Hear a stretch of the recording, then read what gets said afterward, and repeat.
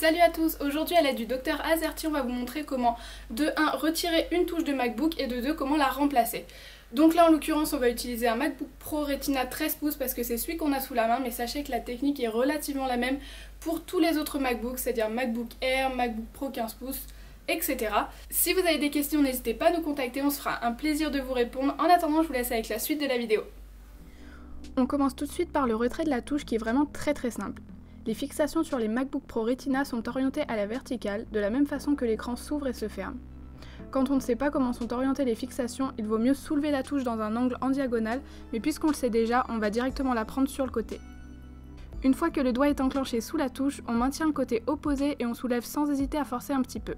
À partir de là, vous allez entendre un petit clic qui indique que la touche est bien décrochée.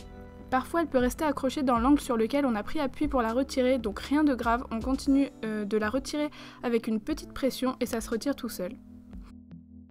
On remarque donc que la touche et ses ergots métalliques sont intacts.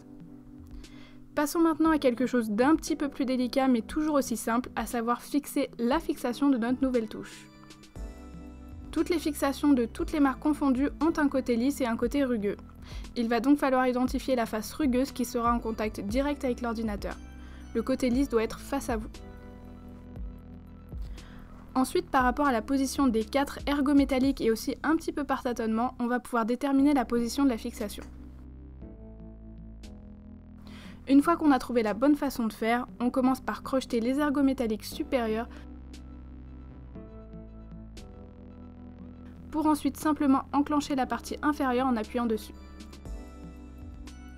Pour vérifier que la fixation est correctement fixée, on vérifie qu'elle assure sa fonction de va-et-vient en la soulevant légèrement par l'extérieur. Dernière étape, remettre la touche en place. C'est très simple, mais faites quand même attention à bien aligner la touche par rapport aux autres lettres pour ne pas risquer d'abîmer ni la fixation ni ses ergots métalliques dans son dos. Une dernière petite pression et dès que vous entendez des cliquetis, c'est fini. Si vous avez la moindre question, n'hésitez pas à nous joindre par commentaire ou sur les réseaux sociaux. A bientôt pour une prochaine vidéo.